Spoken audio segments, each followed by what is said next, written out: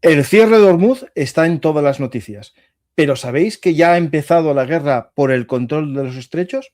Vamos a hablar de ello y lo vamos a hacer con un experto en seguridad marítima, nuestro amigo Rafa Muñoz. Hola Rafa, ¿qué tal?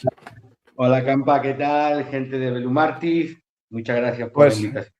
volvemos a navegar, esta vez no vamos a navegar en un barco de la flota fantasma, o sí, para conocer un poco la geopolítica de los estrechos, pero nos vamos a fijar, como no, en el estrecho de Hormuz, ¿no? Eso es algo que no podemos evitar porque es el estrecho que está en todas las noticias. Pero claro, lo primero que tenemos que intentar ver qué es un estrecho, pero antes de eso yo creo que vamos a hacer como este misterio, ¿no?, del gato de Schrödinger, ¿no? ¿Está cerrado o no? Básicamente, el estrecho de Hormuz, Rafa, es esencial para la economía mundial porque el 20% de los hidrocarburos pasan por ahí, ¿no? Sí, es uno de los cuellos de botella fundamentales, ya no de la navegación internacional, sino uno de los grifos de la economía, ¿no? Aparte, es la única salida natural que tiene el Golfo Pérsico, salida y entrada, con un vecindario, bueno, bastante complicado, en el que de manera periódica surgen crisis. Y bueno, yo creo que esta ha sido sin precedente. Yo no recuerdo nada igual y ya voy teniendo una edad, pero sí, sin duda ha quedado claro como un tránsito de apenas 6 7 millas, que es lo que tiene el dispositivo de separación de tráfico, y una distancia de 20 22 millas náuticas, en ese pequeño escenario geográfico, bueno, pues está atrapada la economía, están los armadores que no pasan y vamos, un escenario tremendo, tremendo. Pues vamos a hablar de ello.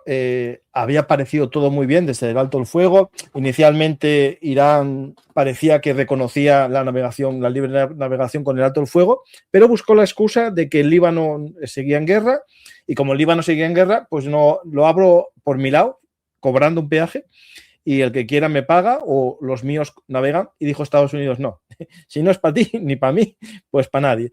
Entonces Estados Unidos dijo, cierro el estrecho de Hormuz y dejo navegar por la zona de Omán al que se atreva y a los iraníes los paro yo, pero no los paro en el estrecho de Hormuz, sino que los paro justo en la entrada del Golfo de Omán, justo más o menos aquí en esta línea que hago yo aquí, justo en la frontera de Irán con Pakistán, hasta la punta de Omán, ¿no? Que es casi el Sí, Yemen, ya esa zona. vale. No, es Omán, Mira, no, Omán, sí, sí. vamos a empezar por lo que pasó ayer, ¿no? A empezar por lo más inmediato. Y dicen nosotros, ahora me toca a mí. Claro, ayer hubo ahí como un corre, corre que podemos salir, ¿no? Y empezó a haber como cierto movimiento temprano de buques, no en el dispositivo de separación de tráfico, que es la vía, digamos, que se recomienda para la navegación segura en la zona. Hubo ahí un movimiento de buques al norte, pero sobre todo al sur del dispositivo de separación de tráfico. Este dispositivo de separación de tráfico tiene dos vías. La vía norte, históricamente, la ha controlado el centro de tráfico de Irán, es decir, los buques que recalan al Golfo Pérsico a cargar entran por la vía norte, se reportan al VTS del Arak, VTS Vessel Traffic System, sistema de servicio de tráfico, y el tráfico que sale, que es el delicado porque es el que va en condición de carga, aquí hablamos de petroleros, que es lo que realmente nos interesa, ¿no? Pues el tráfico de salida lo hace por la vía sur y se reporta al sistema de control de tráfico de Omán.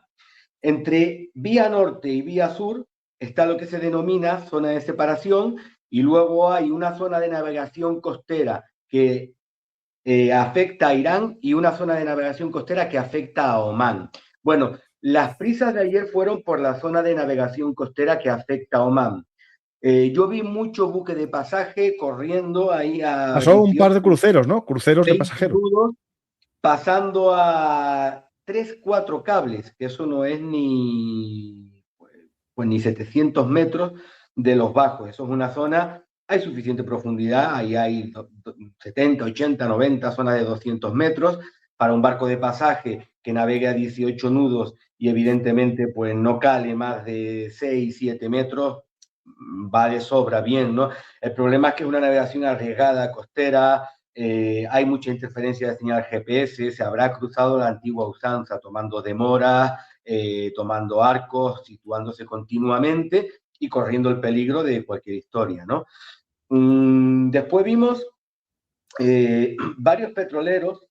Para mí el más significativo es un petrolero indio, el Herald.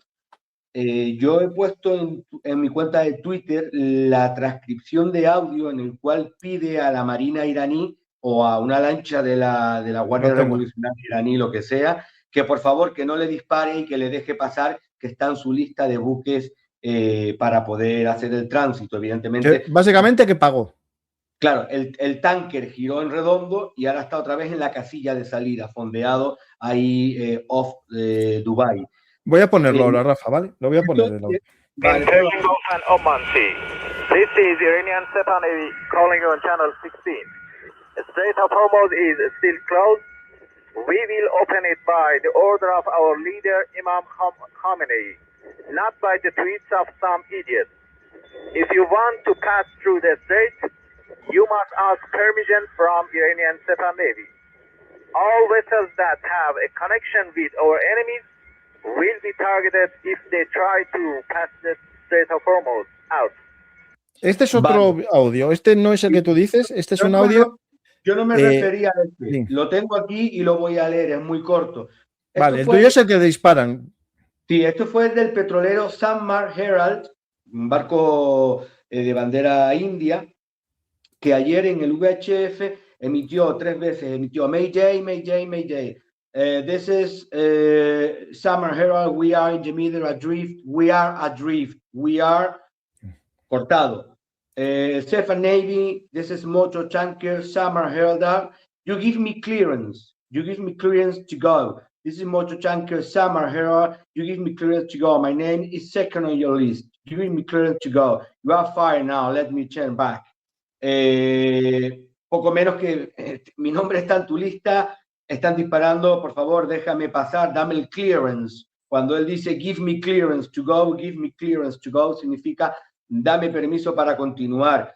Y al final, claro, como ve que le están tirando, es cuando dice you are fired now, let me turn back, déjame por lo menos virar. Bueno, en este momento se vio atrapado un petrolero español entre comillas, me refiero a un petrolero del grupo Ibaizábal, el Monte Urbasa, bandera de Madeira, pero es un barco de interés español. Este barco estaba cargado, iba despachado para India, y es un barco de interés indio, ¿no? De interés español, evidentemente. Bueno, pues este barco dio la vuelta y ahora mismo está todo el mundo fondeado otra vez ahí, off Dubai, esperando a ver qué pasa, es decir, todo el mundo a la casilla de salida. El que yo te puse, Rafa, te interrumpo, el que yo te puse, claro, es que yo pensé que era el que tú pusiste, si lo tengo por algún lado también, es el cuando lo disparan, y este es a otro barco o a este que le dicen, o es el genérico que están comunicando a todos, de que está cerrado, que nadie va a pasar, ni pagando ni no pagando, que nadie va a pasar, y que le importa muy poco lo que haya dicho un imbécil en Twitter, o un idiota en Twitter, refiriéndose al ministro de Asuntos Exteriores en aquel momento iraní, ayer cuando declaró la apertura. Básicamente, claro, la Sepah, que es de la Guardia Revolucionaria, es la Marina de la Guardia Revolucionaria, parece que no obedece al mandato político, porque obedece solo a Ali Khamenei, pero a Mojtaba Khamenei, que no se sabe si está vivo o muerto. Exactamente, yo creo que ahora mismo hay facciones ahí de la Guardia Revolucionaria iraní que están actuando un poco de manera independiente y haciendo la guerra por su cuenta, ¿no? Pero bueno, si me permite, déjame, hay una cosa que yo creo que la gente lo tiene que tener claro, yo estoy cansado de repetirlo y lo hago otra vez más, porque esto es básico para entender el problema. A ver, el estrecho de Hormuz es un estrecho de carácter internacional, es decir, no le pertenece a Irán, tampoco le pertenece a Omán. El dispositivo de separación de tráfico está en aguas internacionales, eso es un corredor de tráfico internacional. Ahí no se puede interrumpir el tráfico según UNCLOS con BEMAR, es decir, prima el libre tránsito. ¿Qué ocurre?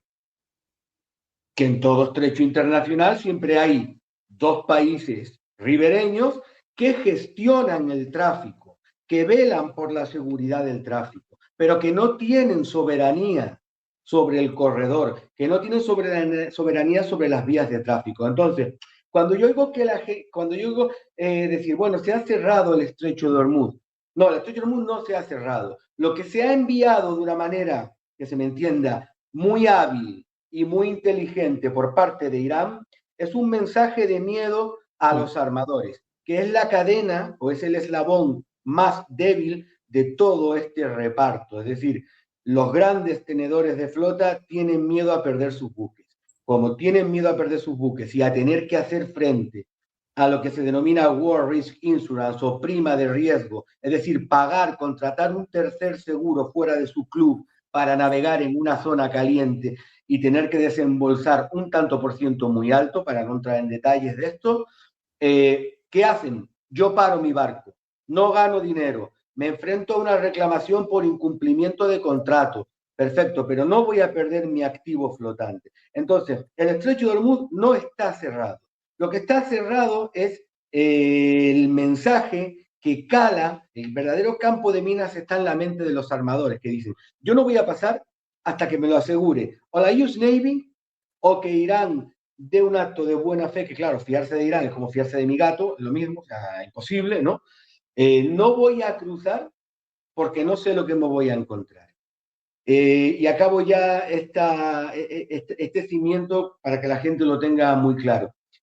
¿Qué pasó con el buque de carga, el carga general tailandés Mayurinari, que fue el primero que supuestamente se llevó una mina por delante en el dispositivo de separación de tráfico? Digo supuestamente porque todavía no se sabe. 3 desaparecidos, el buque acabó derivando y está varado en Irán. Y bueno, la aseguradora envió un mensaje de certidumbre a la comunidad internacional de armadores diciendo que sí, que se iba a hacer cargo de los gastos o de la indemnización al armador o armadores del buque, pero bueno, eso está todavía por ver.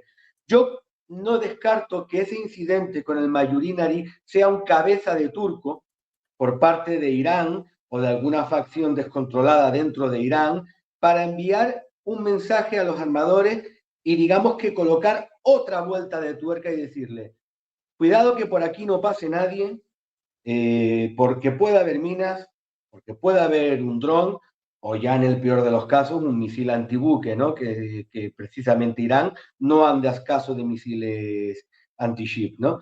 Entonces, ese es el mensaje. El estrecho no se puede cerrar según el derecho marítimo internacional. Pero claro, en este momento hablar de derecho marítimo internacional, pues es un acto de fe, ¿no? Evidentemente, es casi papel mojado, desgraciadamente. Entonces, se puede cerrar bajo el mensaje del miedo, que es lo que ha hecho Irán. E Irán está como, esto es como el día de la marmota, de una manera hábil ha sabido qué tecla tocar, y la tecla tocar es la del miedo en los armadores. ¿Quién puede cerrar el estrecho de Hormuz por la fuerza? Bueno, la US Navy, porque es el principal poder naval del mundo, es una talasocracia, ¿no? Pero claro, si la US Navy cierra el estrecho de Hormuz, bueno, pues de alguna manera también está marchitando el derecho marítimo internacional y estamos en un escenario de la ley del más fuerte. Así que la gente que tenga claro eso como punto de partida para cualquier razonamiento o cualquier entendimiento de lo que pasa en Hormuz. Hay una cosa que quiero decir que a lo mejor parece contradictorio a lo que voy a decir, a lo que dices tú, pero en las leyes civiles es cierto que no se puede cerrar un estrecho, pero en las leyes de guerra se puede hacer un bloqueo. Y lo digo porque alguien me pregunta por aquí o dice, pero entonces ¿cómo se bloquea Cuba? Pues muy fácil, porque no se aplican las leyes de la paz, sino el conjunto constitucionario de Ginebra en el que se recopilan las leyes de guerra. Y eso, el que lo quiera saber, este programa que hizo Garat aquí en el canal, Leyes de Guerra, en el que explica toda la legislación marítima de la guerra y explica qué es un bloqueo naval y qué sí se puede hacer según las leyes de la guerra. Pero no es exactamente lo mismo que el cierre del estrecho de Hormuz. El bloqueo hay que declararlo, se establece, pero dice que el que lo hace cumplir es el que lo declara, si no, no existe bloqueo. Es decir, Bueno, básicamente las costumbres de la guerra es que un bloqueo solo tiene el valor de la fuerza del que lo ordena. Es decir, esto es claro, importante. no, lo que acaba de decir, estoy de acuerdo contigo sin que sirva de precedente.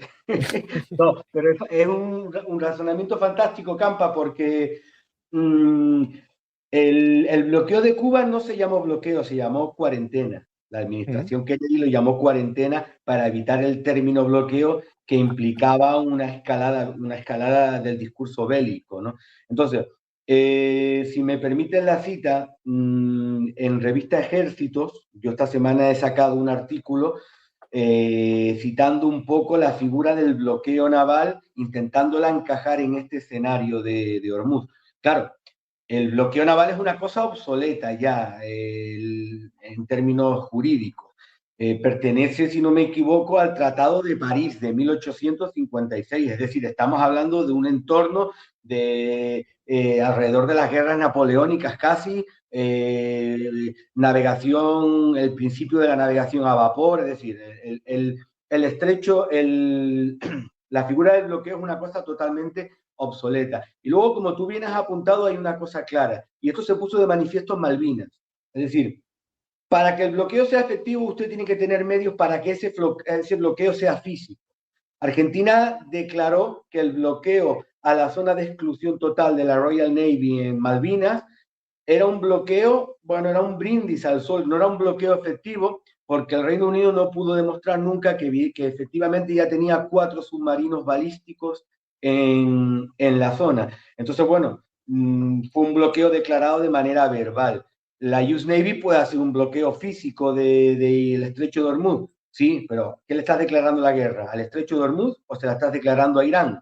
Porque el estrecho de Hormuz no es de Irán, aunque Irán tenga esa interpretación imperialista y considera el estrecho como una prolongación de su soberanía marítima, ¿no?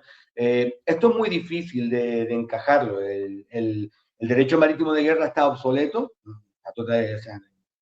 está superado por todos los sitios, la figura del bloqueo es más obsoleta todavía, entonces, bueno, para reducirlo todo y sintetizarlo, Campa, yo creo que nos hemos colocado en el escenario del más fuerte y punto.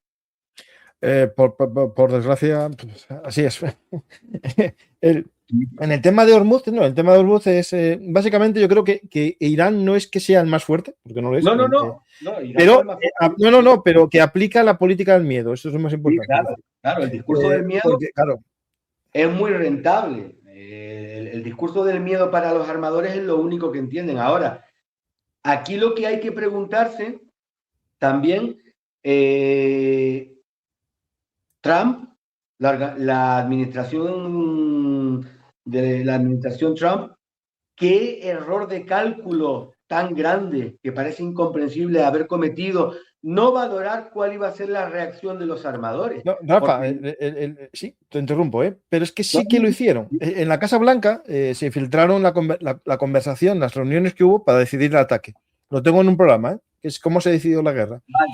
Y se filtró en el New York Times, hicieron una especie de artículo basado en unas filtraciones, ¿no? Está basado. Bueno, la primera reunión llegó Netanyahu, les convenció de que era el momento adecuado por la debilidad del régimen tras las protestas. Y alguien del ejército estadounidense, o bueno, de los asesores estos políticos, dijo que bueno, que veía un riesgo muy bajo en el cierre de Hormuz por parte de Irán. Es decir, sí lo hablaron y sí que lo calcularon, pero lo calcularon muy mal, por cierto. Yo no me refiero en términos bélicos, porque es que, claro, Israel también, como se dice, que hay que echarle de comer aparte, ¿no? Es decir, no, Israel seguro que vendió la moto para convencer a Estados Unidos. Israel es un estado que no es, que primero que es un estado que no es un país marítimo, pese a que tenga intereses marítimos, pero es un país que no se ve afectado. El comercio de Israel es evidentemente mediterráneo, ¿no? Entonces, bueno, claro, Israel ha arrastrado a Estados Unidos a un callejón sin salida y Estados Unidos nos ha arrastrado a todos, ¿no? Pero yo cuando digo es que no se sopesó la reacción de la comunidad internacional de los armadores, porque el Estados Unidos, ¿qué pensaba? Que los armadores iban a arriesgar sus barcos, iban a mantener el tránsito por el dispositivo de separación de tráfico, arriesgándose a una mina perdida, a un dron, a lo que sea. No. ni de cerca. Y la prueba la tenemos que llevamos ya más de un mes de tráfico congelado. Hay 2 bolsas de buques enormes, una que está dentro del Golfo Pérsico esperando para salir al Índico y los que están atrapados al sur del dispositivo de separación de tráfico para entrar. Claro, ¿cuánto tiempo? Yo hice el ridículo en su momento porque dije que, otro más, ¿no? Porque dije que esto no podía ir más allá de 7, 8 días. Bueno, pues la broma ya va para un mes, ¿no? Con todas Yo las calculé 1.200 barcos, según varias fuentes, y unos 20.000 marinos. Sí, bueno, sí, claro. Y luego afectados, de todo lo que sería. la gente tiene que entender con esto que hay una cadena de derivadas marítimas en forma de un señor, un armador griego que tenga su buque cargado dentro del Golfo Pérsico y no puede salir, no puede entregar el flete que tiene firmado con un cargador o con un receptor.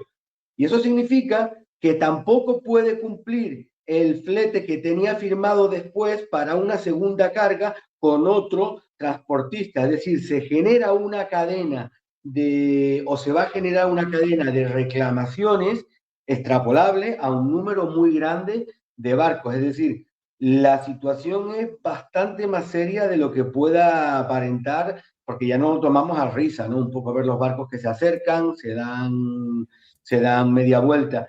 Pero insisto, yo creo que Estados Unidos no valoró o no le dio importancia a la reacción que podría tener lo que yo denomino la comunidad global de armadores, es decir, los grandes tenedores de flota, un armador griego que tenga 40 petroleros y que tenga la mitad de su flota implicada o con fletes relacionados con el crudo pérsico, Kuwait, en Qatar, en Ras Tanura, en Arabia Saudí, ¿no? Eso no se valoró. ¿Por qué? O sí se valoró para hacer daño a China y ver cuánto tiempo dura el escenario. Porque, bueno, de alguna manera no deja de ser cierto que energéticamente Estados Unidos ya no está tan expuesto al crudo pérsico como si estaba en el año 87, 88, 89, cuando tuvo que realizar la operación Ernest Will para evitar que Irán atacara a los petroleros cubaitíes que enviaban flete a Estados Unidos, ¿no? ¿Vamos a ver una segunda operación Ernest Will?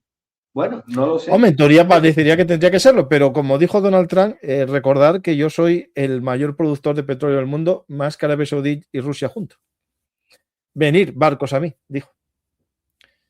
Sí, esa es otra teoría, es decir, le dan la vuelta a esto y bueno, ¿qué se busca con esto? Bueno, dañar a China porque China está totalmente expuesta a la exportación del crudo iraní y si no sale, pues uno del principal perjudicado es China, pero no solo China, ¿eh? Ahí está Singapur, ahí está Singapur que importa bastante, bueno, las economías de los tigres asiáticos, ¿no?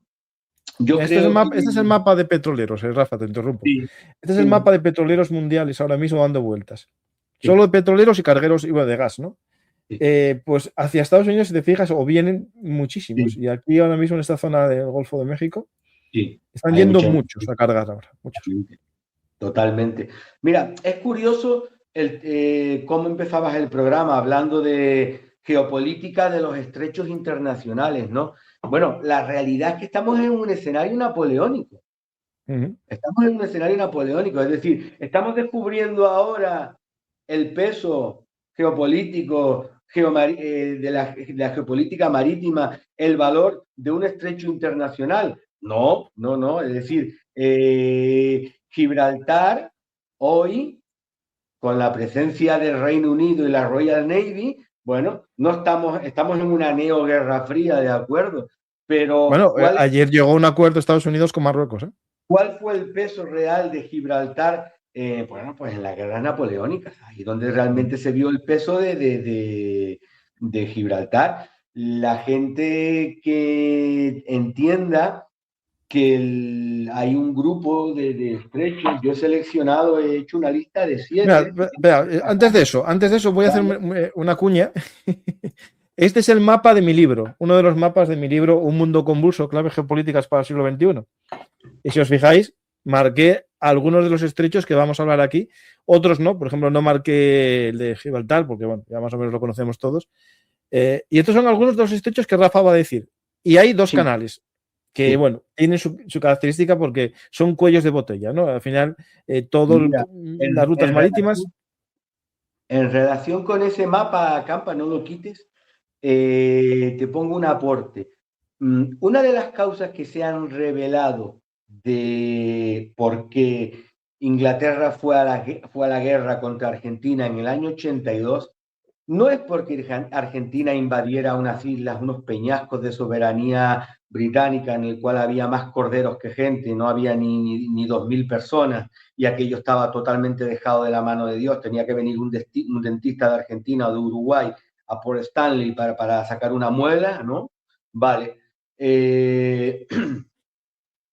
Una de las causas que han salido a flote es que Estados Unidos envalentonó a la Junta Argentina para que invadiera Malvinas bajo el engaño, bajo el anzuelo de que Inglaterra se quería deshacer de las islas, que fuera una invasión sin víctimas y que fuera una cosa muy suave, ¿no? Muy suave y que Inglaterra no iba a responder.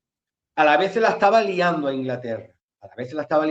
¿Por qué? Porque ahí hay un estrecho de vital importancia si se interrumpe el paso por el Canal de Panamá, que es el paso de Drake, entre el extremo sur, entre el extremo meridional del continente sudamericano y la Antártida. El pasaje de Drake, ¿no? Vital. De ahí que Estados Unidos quisiera que el Reino Unido mantuviese Malvinas y sobre todo que construyera la actual base militar que hay en Malvinas, ¿no? Es decir, el mundo se gobierna por el mar, la talasocracia estadounidense sigue siendo el dueño del planeta y lo va a seguir siendo durante, no voy a decir, pero yo creo que yo me muero viendo todavía el poder marítimo de US Navy, y luego hay un juego de cuellos de botellas de estrechos que el que los controle, bueno, digamos que puede regular la economía. Pues justo vamos a hablar de los estrechos, pero mañana tengo un programa que os invito a ver, que es cómo Estados Unidos se está desconectando de China y está haciendo jugadas que tienen que ver con los estrechos. Por ejemplo, hay la lucha por el Canal de Panamá, que pasó desapercibida en el momento de Groenlandia, acuérdate, Groenlandia y Panamá. Panamá había cedido sus puertos a China y se los están quitando. Por otro lado, tenemos Malasia, que hablaremos de ellos, Malaca, pero sobre todo, claro, hablamos del estrecho de Malaca por Malasia, pero el que más controla esa zona, lo vamos a ver, es Indonesia, que acaba de firmar un acuerdo de defensa y seguridad con Estados Unidos. Filipinas acaba de firmar, se acaba de unir a la Pax Sílica, una nueva alianza tecnológica y de I+D, que tiene también una zona de seguridad alrededor de la isla de Luzón. Ayer es el acuerdo con Marruecos por la seguridad en el estrecho de Gibraltar y vamos viendo cómo va afianzando Estados Unidos. Y tenemos otro acuerdo con Somalilandia, ese país que no reconoce nadie más que Taiwán e Israel. Justo hace 5 o 6 días, lo vamos a ver cuando hablemos de la zona, Estados Unidos mandó militares para ver la posibilidad de usar el puerto de Hombre, a ver, Filipinas siempre ha sido un aliado de Estados Unidos en el Indo-Pacífico. Sí.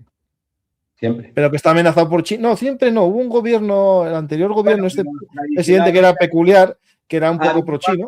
Ha habido bases militares siempre, sí. Desde que nos la robaron. País satélite de alguna manera, ¿no? Sí. Y lo de Somalilandia, bueno, Somalilandia es tremendo. Es el país que, bueno, se está construyendo. Pues vamos a ver los estrechos. Vamos. Venga, yo he hecho una lista en sentido horario. Quiero decir, en sentido horario, empezamos por el estrecho de Malaca y de ahí iremos en sentido horario hacia el norte. El primero es el estrecho de Malaca. El estrecho de Malaca es una franja, es un canal de casi 550, 600 millas náuticas, perdón, entre Malasia e Indonesia. Claro, ahí está encajado un tigre asiático de la economía, del modelo offshore, una bandera importante de registro de buques, que es Singapur. Singapur, para que la gente se haga la idea, es un pequeño país, es un estado archipelágico, es una pequeña isla que todo su perímetro son atraque de buques, es decir, es una economía que vive básicamente del modelo offshore del sector marítimo. Esa es la zona de mayor densidad de tráfico, creo yo, del planeta. Ahí hay un dispositivo de separación de tráfico tremendo. Si puedes compartir alguna pantalla de Vessel Finder con un poquito de zoom, la gente verá que esos solo son petroleros, cuidado. Si voy a ponerlos todos, ¿no? Sí, puede ser bastante estresante si pones todo el tráfico, lo que se ve ahí, ¿no? Vale, pues bueno, sí. Toda esa vía hacia el noroeste es el estrecho de Malaca, y ahí vean como si hacemos un zoom, hay muchas zonas de fondeo, la navegación es complicada, muchos dispositivos de separación de tráfico, mucha regulación, mucha densidad de movimientos, es decir, es una de las zonas de mayor densidad de buques. ¿Por qué es importante el estrecho de Malaca? Claro, porque por ahí sale todo el flujo de lo que exporta China, de lo que exporta Corea, de lo que exporta Japón, de lo que exporta China Formosa o Taiwán. Es decir, es un paso de vital importancia. También se hizo famoso en su momento por los piratas, por Sandokan. Por los episodios de piratería, ¿no? No, yo me refiero a Sandokan, aquel Sandokan famoso de esta zona. Mira, ahí hay un sitio que se llama el Phillip Passage o el canal de Phillip, que eso está en la zona de Singapur, que apenas tiene 1,8 millas de ancho. Es decir, no llega ni a 3 kilómetros. La densidad de tráfico que hay de buques es tremenda. Yo cuando daba clases de... Madre mía, ¿y estos cómo están aparcados aquí todos? Mira. Sí, es una barbaridad, es una barbaridad. Yo cuando daba clases de comunicaciones marítimas, procedimientos de control de tráfico y esas cosas, era todo un poco inglés náutico aplicado al control de tráfico y a las comunicaciones. Siempre utilizaba ese escenario con carta náutica, porque es tremendamente exigente, tremendamente complicado, y es el mejor ejemplo de lo que es un estrecho internacional al 100%. Es decir, una vía fundamental para el comercio internacional que está encajada entre dos o más estados ribereños, en el cual prima la libre navegación, es decir, los estados ribereños no pueden impedir el libre tránsito, pueden monitorizar el tráfico, pueden gestionar el tráfico, están obligados a realizar operaciones de salvamento marítimo, de prevención contra la contaminación, y tienen su zona económica exclusiva. Es decir, hay un solapamiento de jurisdicciones, pero que no implican soberanía sobre el estrecho internacional y sus vías de tráfico. Así que el primero que yo selecciono es el estrecho de Malaca. Bueno, pues tiene el control del 30% del petróleo mundial, sí, más que el de Hormuz, porque claro, todo lo que está fuera de Hormuz también pasa por ahí, ¿no? Es que por ahí posiblemente en un año vienen a pasar entre casi 100.000 buques. Es decir, es una densidad de tráfico muy grande. Rafa, antes de pasar ahí, antes de que pases ahí, voy a aportar yo una cosa interesante. Dentro de esta zona, Indonesia, que es el que firmó el pacto con Estados Unidos de seguridad, hay otro estrecho, pero este es interno, entre dos islas de Indonesia, y es este de aquí. ¿Lo veis? Este estrecho de aquí, que también tiene gran tráfico, tiene zona de separación de tráfico. Pero lo interesante, y por lo que quiero hablar de este estrecho, que es el de Lampung, es por esta noticia que publiqué ayer en Twitter, y es muy, muy interesante. Esto que estáis viendo. Esto que estáis viendo es un mini submarino o dron chino lleno de sensores que fue ayer captado en este estrecho.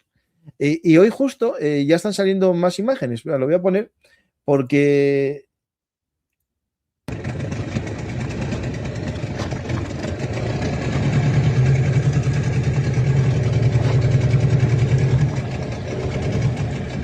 Ahora debió estropearse y subió a superficie. Además, se le ve que lleva tiempo en la mar porque mira toda la porquería que tiene, ¿eh? Eso te iba a decir yo, tiene mucha broma o rémora, no sé exactamente cuál es. Mucho caracol, Sí. Percebe ahí. Sí. Pues este submarino es un espía.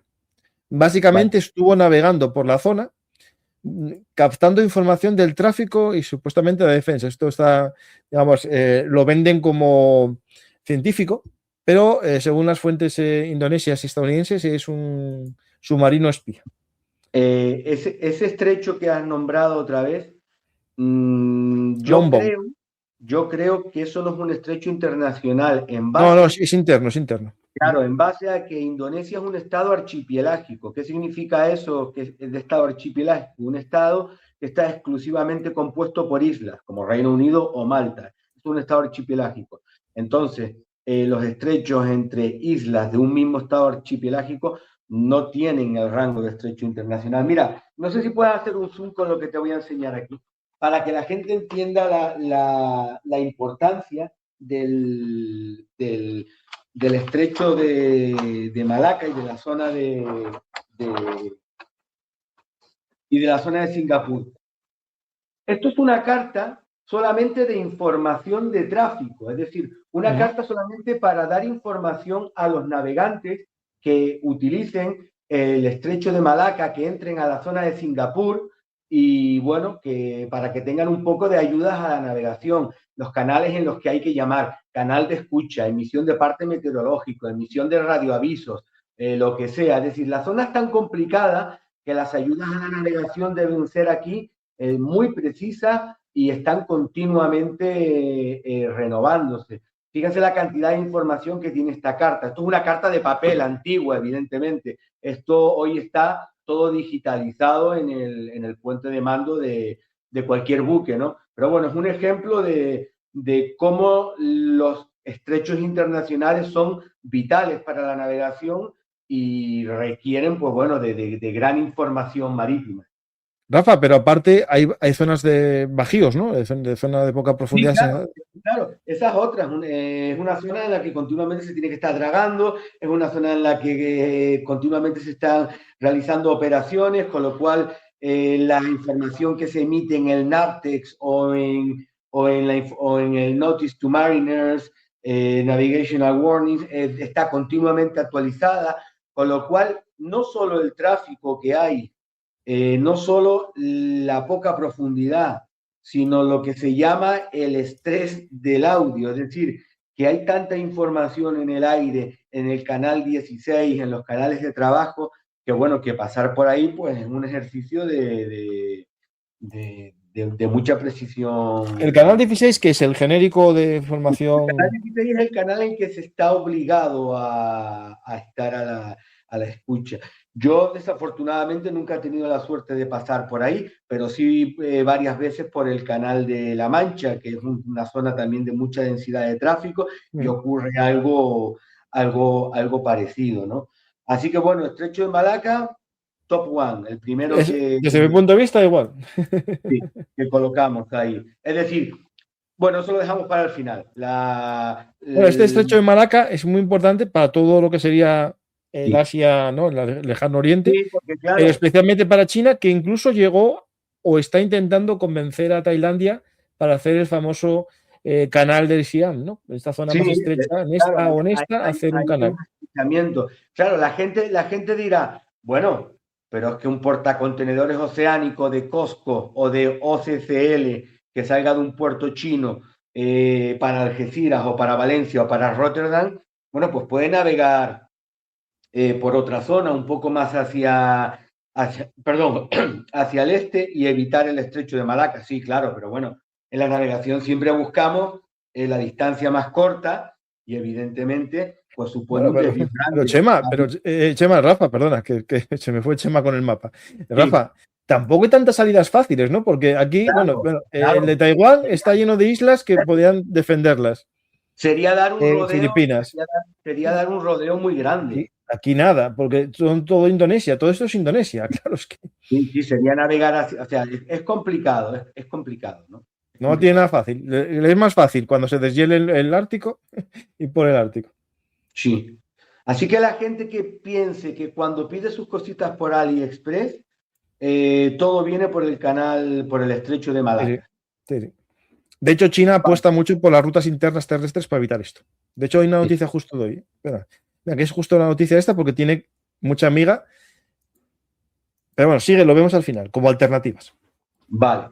El segundo, en sentido horario, pues el segundo que nos cae aquí ya es el estrecho de Hormuz, evidentemente, en el cual no vamos a hacer reincidentes. Por ahí pasa un cuarto, un quinto de un 20, un 25% del petróleo y de los refinados a nivel global. Es una zona, bueno, pues la única entrada y salida marítima que tiene la ratonera del Golfo Pérsico. Evidentemente, ya hemos explicado por qué Irán no tiene potestad sobre él, es otro estrecho internacional, tiene su dispositivo de separación de tráfico en aguas internacionales, los dos países ribereños son al norte Irán, al sur Omán, y ahora aquí se introduzco una cuña que antes no dije, y la gente que lo entienda lo que quiero decir. ¿Quién manda en el estrecho de Hormuz o un estrecho internacional? ¿Cuál es la norma que lo regula? Aparte del derecho marítimo internacional, que asegura o que dice que ahí hay libre tránsito, no confundir con paso inocente, sino libre tránsito. Pues muy simple, la regla 10 del Reglamento Internacional para la Prevención de los Abordajes, la regla 10 del RIPA o Rule 10 of the Correct, es decir, una norma simple, pequeña, que explica cómo tienen que proceder los buques en ese dispositivo de separación de tráfico. Hay dos líneas opuestas, sentidos opuestos. Bueno, pues hay una norma internacional como una especie de código de circulación, ¿no? Digamos que ese es el que tiene, entre comillas, la única soberanía sobre el dispositivo de separación de tráfico.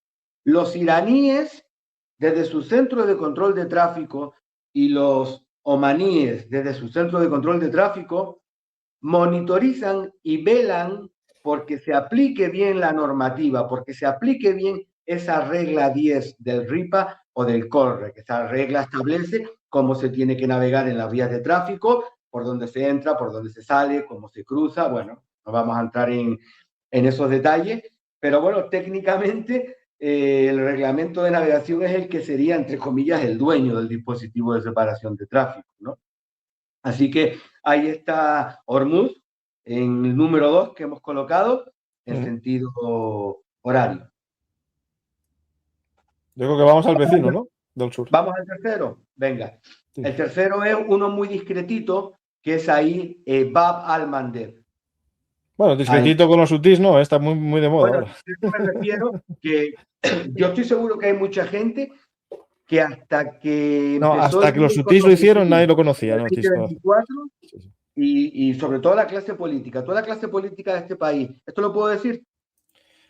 A ver, es que no me los pongas como referentes de inteligencia tampoco. O sea. Venga, vale, pero tú a muchos políticos de este país le preguntabas por Bab al-Mandeb en el año 2024 y pensaban que pensaban que era un restaurante marroquí de la Latina.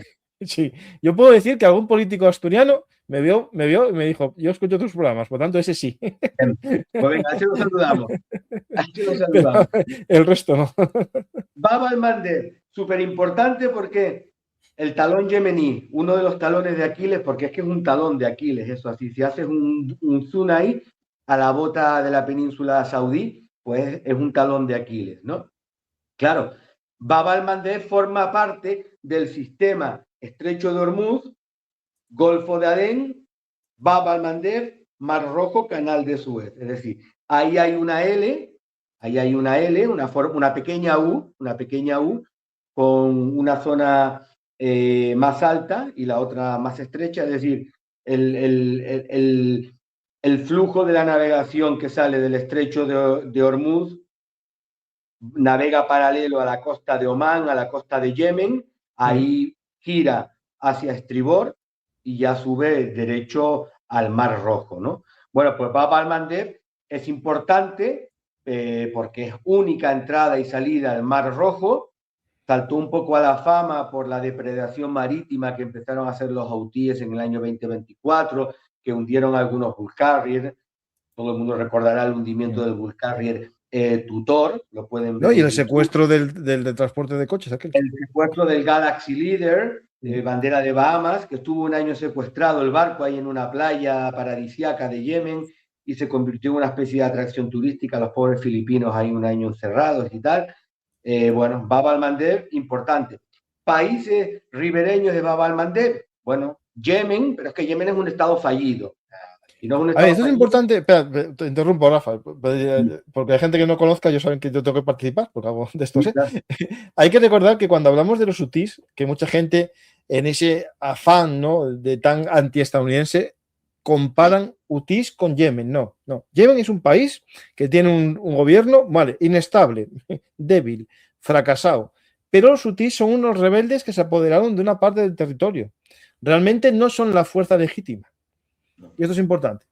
Los houthíes son una facción que se autogobierna, y yo los llamo los talibanes de la playa un poco, ¿no?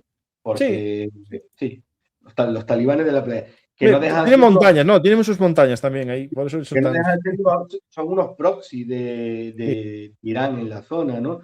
Entonces, ribereños ahí de Bab al-Mandeb, Yemen, que yo lo sigo calificando como estado fallido, en la orilla africana, bueno, pues ahí está Djibouti, que podría ser un estado satélite de Francia, porque los franceses tienen una base ahí militar.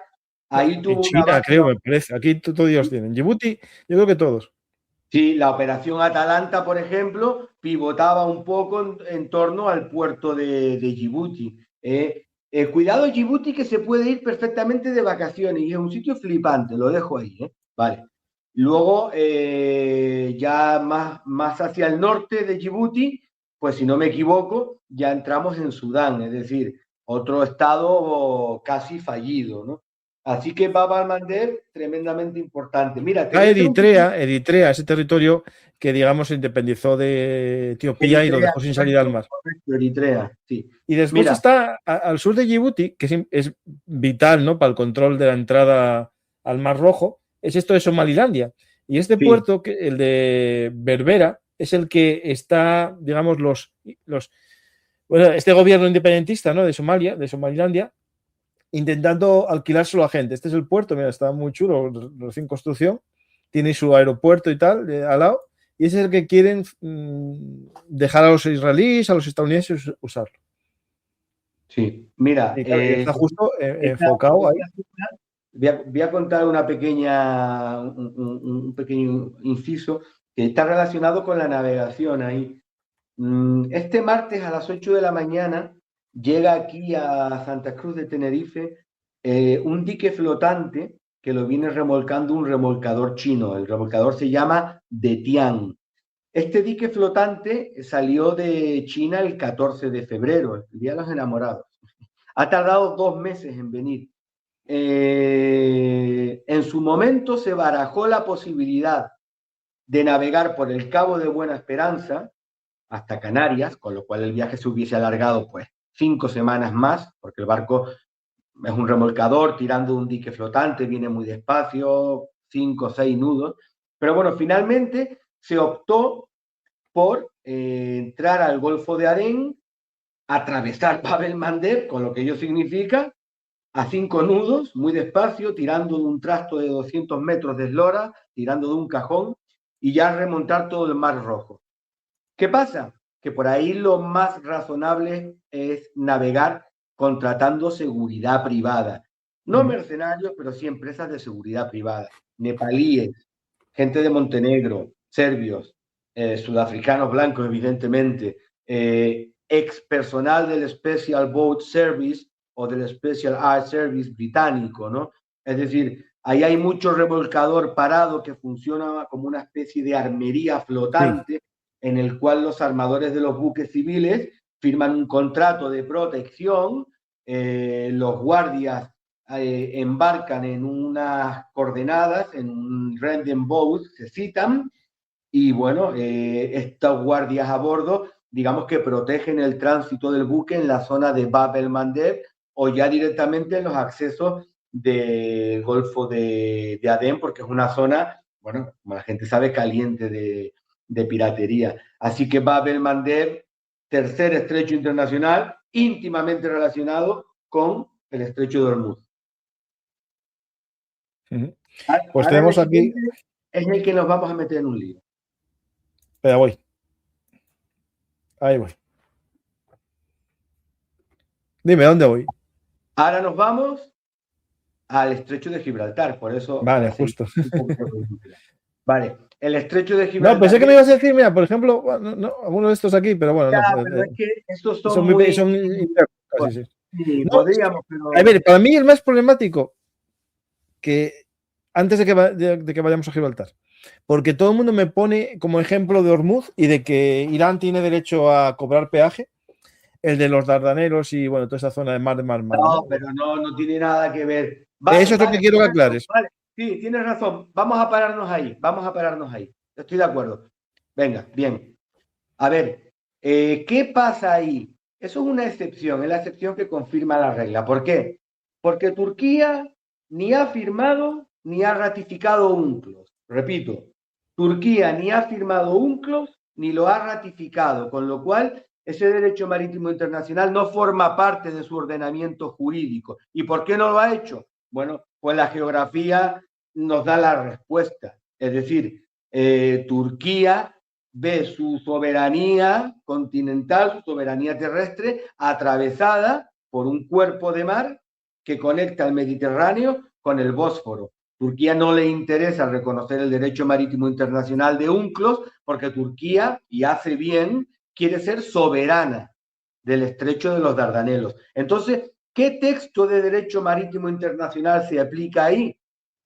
Montreux, 1936. Que es el tratado que regula el estrecho. Otorga a Turquía un poco la soberanía. Es decir, entonces la gente me va a decir, oiga, ¿Turquía puede impedir el paso por ahí de un buque mercante? Sí y no. Sí y no. En un episodio de guerra como el que tenemos todavía entre Ucrania y Rusia, Turquía es soberana, como ya le ha hecho a los rusos, de decir, usted no me pasa más por aquí sus barcos civiles porque vienen hasta arriba de armamento. El caso del Esparta 4 yo creo que es el más famoso, ¿no? Es decir, un buque civil que se utiliza para cometidos no civiles, para transportar armamento. Entonces, ese barco, por ejemplo, Turquía lo tiene vetado. Pero ¿puede Turquía vetar a un barco ruso que lleve tornillos? Bueno, no lo puede vetar, no lo vetaría. Es decir, el Tratado de Montreux 36 tiene mucha letra pequeña, pero hace énfasis en aspectos relacionados con un escenario bélico. Y los dos países que están en un escenario de guerra son los dos ribereños del Mar Negro, Ucrania y Rusia. Así que bueno, el estrecho de los Dardanelos, el sistema de estrechos turcos del Bósforo, bueno, es un poco la excepción, ¿no?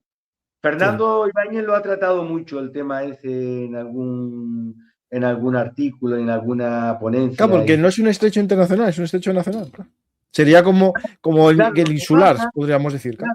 Claro. Yo me cuesta ponerle una etiqueta, porque decimos, no, un estrecho internacional es aquel que conecta dos zonas de alta mar o dos zonas económicas exclusivas. Bueno, el Mar Negro, la salida directa del estrecho es zona económica exclusiva de Turquía y la entrada también es zona económica exclusiva de Turquía. Entonces, grosso modo, entonces es complicado de encajar. Aquí hay que andar con cuidado para no pillarse un poco las manos. Perfecto, pues nos vamos a... Ahora nos vamos en el que nos vamos a meter en un lío por llamar a las cosas por su nombre, al estrecho de Gibraltar.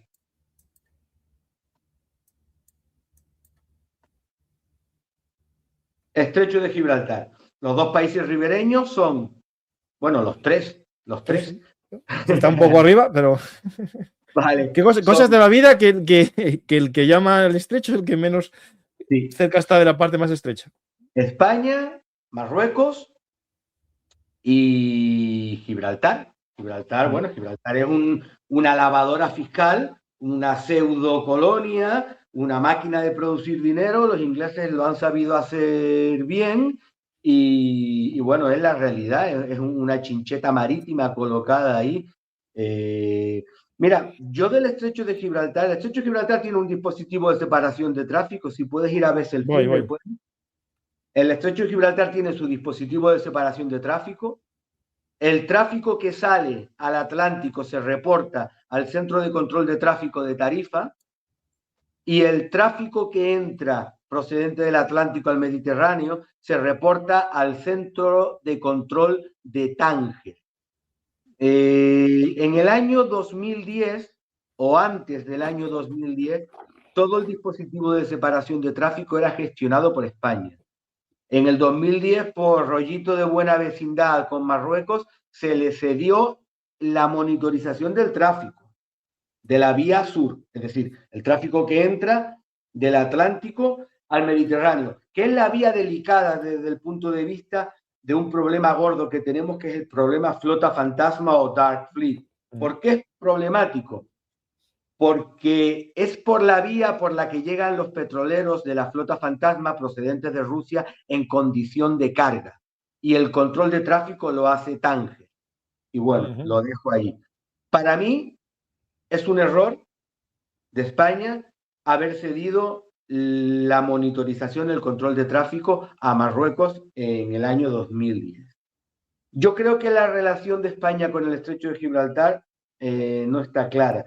Tengo la sensación de que España nunca ha entendido bien el regalo que le ha hecho la geografía, el regalo que le ha hecho la geología. Creo que España históricamente no lo ha entendido bien, o tal vez no le han dejado entenderlo bien, ¿no? A ver, yo creo que más bien eso, porque en su momento, cuando la guerra del estrecho de Gibraltar, que bueno, unas batallas en la guerra de independencia de Estados Unidos, se hubo la batalla de Gibraltar, en el estrecho también, por el control del estrecho, y los españoles, bueno, en 1860 Prim, ¿no? Y toda esa guerra por ensanchar la zona de Ceuta, al final sí que tiene que ver un poco con el control del estrecho. Ahora, como nuestros políticos no saben nada de geopolítica, o si la saben, la entienden muy mal, entonces, bueno, a lo mejor va por eso también, ¿eh? Y porque saben que el votante medio no le importa mucho tampoco esto, la verdad. No, yo creo que tampoco. El estrecho de Gibraltar es muy importante porque es la conexión con lo que viene del canal de Suez. El canal de Suez no es un estrecho internacional porque es una obra artificial, es decir, no es una herencia de la naturaleza y atraviesa la soberanía de Egipto. Por eso Egipto puede cobrar por pasar y cobra. La situación con el canal de Panamá es análoga, ¿no? Pero bueno, el vaso comunicante Gibraltar, canal de Suez, y ya sabemos de dónde venimos, de Bab el-Mandeb y tal, bueno, pues no deja de ser una interconexión, ¿no? Yo creo que el estrecho de Gibraltar es un poco el patito feo, y no se le concede la importancia que tiene. Ahora mismo es una de las vías más delicadas de tráfico, porque por ahí todos los días a España le pasan y a Marruecos también. Lo que pasa es que no sé si Marruecos se enterará del tema o se quiere enterar del tema, no lo sé. Bueno, y tampoco sé si España se entera del tema. No echemos la culpa a Marruecos de lo que aquí se... Es decir, ahí hay una media de 3-4 petroleros del entramado Dark Fleet diario. Quien sigue mi cuenta en X sabe que bueno, que yo soy bastante activo con el tema flota fantasma, Dark Fleet, y hemos grabado, yo creo que varios programas tenemos grabados ya. Yo creo que tres, o sea, tres mínimo. Sí, mínimo 3. Entonces, de la rusa, después ya de otras cosas más. Sí. El último incidente gordo en el estrecho de Gibraltar lo hemos tenido hace 72 horas, en el cual un petrolero fantasma, ya no con bandera falsa de Madagascar, sino directamente sin bandera, ha hecho el tránsito ahí en la vía de Tánger, de Marruecos. Marruecos lo habrá reportado, quiero pensar, pero yo creo que un país como España debe tener todavía una influencia grande sobre el estrecho de Gibraltar y debe tener mayor presencia en las vías de tráfico, ¿no? Una presencia activa, no pasiva. Los barcos se reportan, ya lo sabemos, hay un control de tráfico excelente, pero cuando yo digo control activo es tener presencia en el mar, ¿no?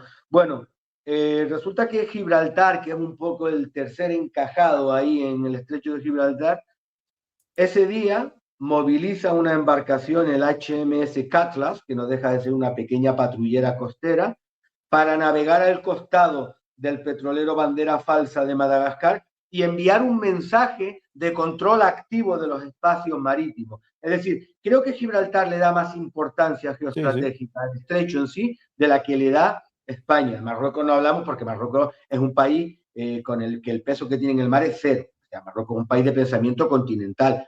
España también es un país de pensamiento continental, pero en comparación no hay color, ¿no? Entonces, el estrecho de Gibraltar está ahí, España en una sobredosis de garantismo, no sé de qué, de buenismo o de qué. De buenismo, absurdo, no sé. No Cada vez entiendo, pienso más que es buenismo absurdo. no entiendo en qué momento se cedió esa vía a Marruecos. Marruecos no tiene agencia de seguridad marítima, no puede llevar a cabo un control activo del tráfico, con lo cual depende de los medios de España. Es decir, es un escenario, bueno, pues yo lo he puesto dentro del top 7 de estrechos internacionales, ¿no? Entre los 5 primeros, seguramente.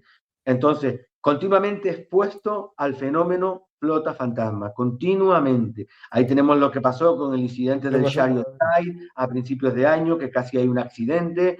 Es decir, otro cuello de botella. Y el barco este que se hundió, que fue hundido o se hundió hace el Polaris, El ¿no? USA Major, sí. USA Major, eso.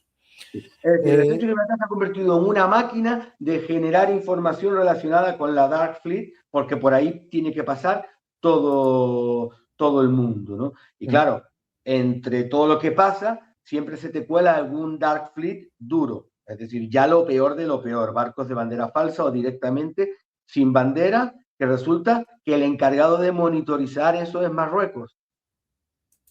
No sé. No sé. Seguimos, pero hay una noticia, la puedo contar, ¿vale? Una noticia importante. Donald Trump sí, publica esto, que a lo mejor ya lo sabes, pero bueno, yo lo publicó hace poco. Dice, hoy un buque de carga con bandera iraní llamado Tuska, de casi 900 pies de largo y con un peso casi equivalente al de un portaaviones, intentó pasar nuestro bloqueo naval y no le fue bien. El destructor de misiles guiados de la Marina de Estados Unidos, US Spruance, interceptó Tuska en el Golfo de Omán y le dio una advertencia justa para que se detuviera.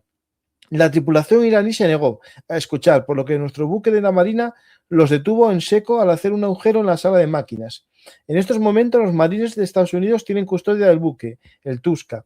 Está bajo sanciones del Tesoro de Estados Unidos debido a su historial previo de actividad ilegal. Tenemos custodia total del barco y estamos revisando qué hay a bordo. ¿Este lo tenías tú fichado? Pues si ha pasado ahora mismo no me he enterado. No, por eso. Yo, última hora, aquí, en tiempo real. No, pero fíjate lo que pone ahí el amigo Trump en el Twitter ese, ¿no? Es decir, buque en la lista de las sanciones de Estados Unidos, OFAC. Pero es que mira, los petroleros de la flota fantasma con crudo ruso que están desfilando por el estrecho de Gibraltar, están todos en la lista de sanciones de la Unión Europea. Ya no de Estados Unidos, OFAC, ni de Reino Unido, OFSI, sino directamente de la Unión Europea. Sí. Este venía de Malasia, al parecer, iba hacia allí, iba hacia Irán.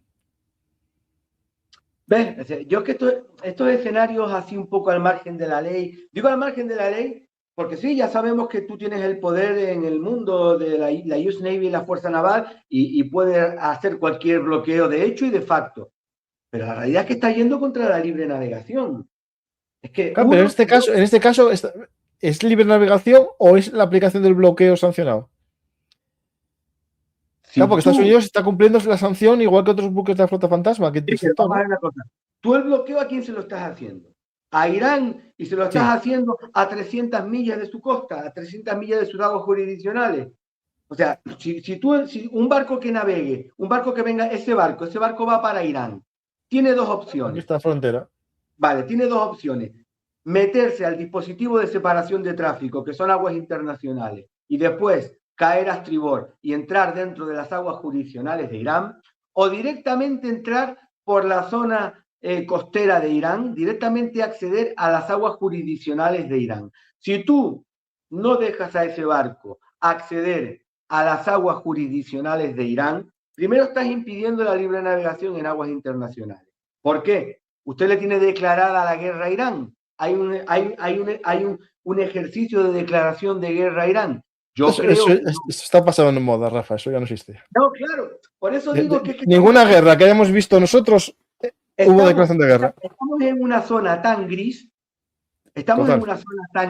y una guerra híbrida totalmente asimétrica, que cualquier cosa vale ya.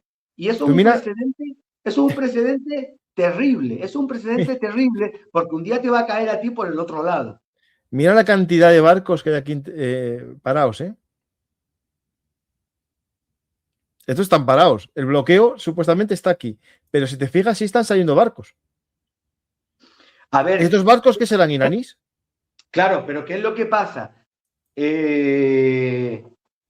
Venga, otra vez nos vamos al estrecho de Hormuz. No, pero que fue solo eso. Pero que la noticia me parece importante contar. Un detalle ahí para que la gente vea un pequeño detalle.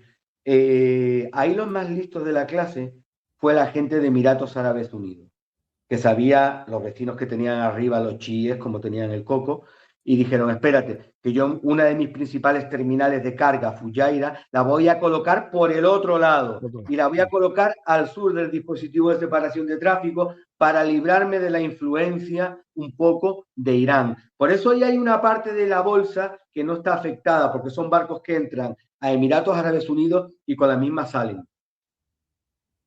Sí. A mí justo me había mandado un oyente la misma noticia. El siguiente es el Canal de la Mancha. Ahí vamos. Ahí está el Canal de la Mancha. Canal de la Mancha, bueno, los barcos que suben se reportan a los centros de control de tráfico de Francia y los que bajan lo hacen al centro de control de tráfico del Reino Unido, de Dover principalmente.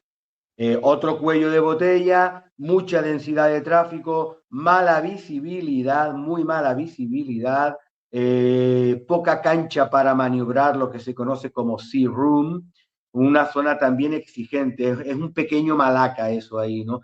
Piensen que aquí llega todo el volumen de tráfico que sale del eje portuario ARA, que es Amberes, Rotterdam, Ámsterdam, todo el que viene del puerto, de los puertos interiores del mar Báltico.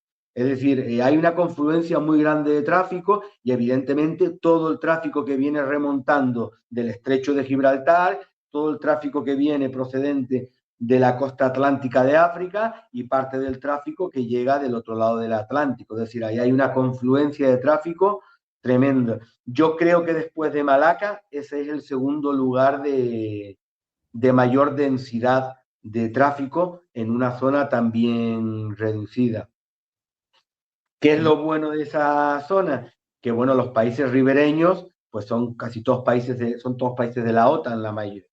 Francia, Inglaterra, Bélgica, Países Bajos, Alemania, es decir, es una zona donde la navegación está garantizada, donde el libre tránsito está garantizado. Aún así, hay incidentes curiosos porque mucho mercante ruso que se dedica a segundas funciones de inteligencia naval, pues le gusta pasar por el estrecho, por el Canal de la Mancha, porque es una forma también de provocar ahí a la Royal Navy, a ver qué hace.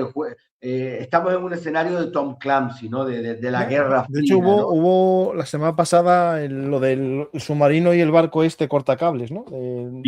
Sí, pero mira, previo a eso, yo creo que este barco ya no va a navegar nunca más, pero bueno, el portaaviones ruso o el portaeronaves ruso, el Admiral Kuznetsov. No, está en desguace ya está. La verdad es que nunca, no fue muy fiable el barco. Bueno, era el único barco que yo conozco que tenía cortina de humo incorporada. Sí, además siempre navegaba con con ella activada, no sé por qué no tiene un botón para desactivar la cortina de humo. Siempre navegaba, me olvido del nombre, hay un remolcador ruso que es el mayor del mundo, es una bestia parda, un supply, el Nikolai Chikei. No sé si puedes buscar en YouTube Nikolai con Y Chiquei y hay algún metraje intentando dar remolque al Kuznetsov que te pone los pelos de punta por el estado de la No, mar. el problema es el YouTube, que si pongo Vale, no te eso preocupes, no te nos preocupes. fastidia. No te preocupes. La gente que lo busque, Nikolai Chikev, y le va a salir Nikolai Chikev remolcador. Este estuvo en La Habana ahora también, bueno, ahora, hace un montón de meses, en la última visita naval de la Armada rusa. Bueno, lo que quería comentar, uno de los incidentes más divertidos, entre comillas, que han ocurrido en el Canal de la Mancha para escenificar el libre tránsito, el libre navegación, ¿no? Es decir, Rusia pasa por ahí su portaaviones con su grupo de superficie de escolta, que por cierto iban para dar apoyo al régimen de Al-Assad en Siria, es decir, ha llovido ya de esto, ¿no? Bueno, a los rusos no se le ocurrió mejor idea que hacer el tránsito en el Canal de la Mancha, en la vía de tráfico que se reportan a Dover. No se reportaron nunca el control de tráfico, eso me lo dijo a mí un compañero de profesión, pero bueno, no se reportaron porque los barcos de guerra muchas veces no se reportan en el dispositivo de separación de tráfico, ¿no? Pero sí apagaron el ICE. Normalmente los barcos de guerra apagan el ICE. Pero claro, navegar en un dispositivo de separación de tráfico como el Canal de la Mancha, con ese volumen de tráfico, con mal tiempo, con un tránsito delicado como es barcos de guerra rusos, y apagar el ICE, bueno, es una cosita un poquito de mal gusto de provocar. Incluso creo que llegaron a realizar alguna operación aérea, es decir, emitir alguna aeronave. La gente lo puede buscar en YouTube porque se ve algún Eurofighter de la Royal Air Force volando muy cerca y evidentemente la Royal Navy en escolta continua, hay algún reportaje de la BBC y tal, todo muy guerra fría, ¿no? Todo muy guerra fría. Bueno, pues Canal de la Mancha, libre navegación, estrecho internacional, yo creo que uno de los mejores ejemplos de estrecho internacional, y ahí está la historia de los bloqueos que los franceses le querían hacer a los británicos en las guerras napoleónicas, ¿no? El gran Digo, le bloqueo querían continental, hacer sí. porque, bueno, el poder naval siempre fue la Royal Navy, ¿no? Y la Royal Navy no se dejaba bloquear, sin embargo, sí que hacía la Royal Navy, sí que le hacía bloqueos a la Europa continental, ¿no? Bueno, Canal de la Mancha o The English Channel, como lo quieran llamar. Y ya creo que nos queda uno. Sí o no. Bueno, No sé cuál vas a decir tú. De la lista que yo hice me queda uno. Vale, vamos Sí, ahí. ¿Cuál es el que tú te falta? pues el Kattegat Skagerrak, el sistema de estrechos daneses. Vale. Ahí, vale, ahí arriba. Toda esa Lío de zona. aquí. Claro, esa es otra zona. Porque este es un conjunto de estrechos. Sí, es un conjunto de estrechos que los países ribereños son Dinamarca y Suecia. Noruega no llega a verse tan afectada. Es otra zona muy delicada porque hay mucho tráfico, la visibilidad es muy mala también, la sonda es mínima, hay poco calado, la distancia a tierra es muy pequeña, se pasa mucha angostura, mucho canal, mucho dispositivo de separación de tráfico. Cuando navegas por ahí, pasas por debajo de un puente, que es el puente del Øresund, que conecta Dinamarca con Una de mis Suecia. soluciones es ir en coche hasta allí. Sí, puede ser. Sí. Ese es el Øresund ahí. Que recomiendo la serie El Puente. ¿No la viste? Bueno, ¿No la viste? Ajá. La no, serie El Puente. Aparece un muerto justo en mitad del puente. pero cuando pasa por ahí de noche es tremendo porque hay tal contaminación lumínica de molinos en el mar, de industria offshore, que llegas a un momento que no sabes dónde estás. Vale. Detalle que quiero destacar de eso. A Dinamarca le pasa la Dark Fleet por debajo del puente directamente. Es decir, todos los petroleros que salen de los puertos rusos de Primorsk, de Ust-Luga, de San Petersburgo, de todos los puertos rusos del Báltico, que es como una máquina de tirar pelotas de tenis, pues una máquina de tirar petroleros, todo eso, todo ese tránsito le pasa a los daneses por debajo de su puente. Claro, Dinamarca es un país pequeño, pero es un país valiente. Es un país que tiene más peso marítimo que España, pese a que es un país súper pequeño, insisto. ¿Qué ha hecho Dinamarca? Dinamarca ha tenido una actitud fuerte y valiente frente al fenómeno Darkfleet. Es uno de los países que está continuamente denunciando que tarde o temprano vamos a tener un accidente medioambiental. ¿Por qué? Primero porque, bueno, le pasa directamente el problema por debajo de la autopista, te puedes imaginar, ¿no? Pero, ¿qué ocurre con Dinamarca? En su momento, y digo en su momento porque nos vamos al siglo XIX, Dinamarca cobraba a los barcos por entrar al Báltico y salir, es decir, por pasar por su costa. Dinamarca fue un país marítimamente imperialista, ¿no? Sin embargo, a final, si no me equivoco, a final de 1800, a final del siglo XIX, renunció a cualquier tipo de soberanía, sobre un estrecho que ya tenía rango internacional, ¿no? De ahí que cuando yo oigo a algún todólogo o algún aficionado a la geopolítica marítima AliExpress decir que Dinamarca debe cerrar el tránsito a la Dark Fleet, pues está diciendo un disparate, es decir, Dinamarca no puede cerrar el tránsito porque prima la libre navegación. Pero ¿qué es lo que sí ha hecho Dinamarca? Tener una actitud más activa. ¿Y qué significa tener una actitud más activa? Imponer el practicaje, es decir, para determinada zona, usted aquí me pasa con práctico.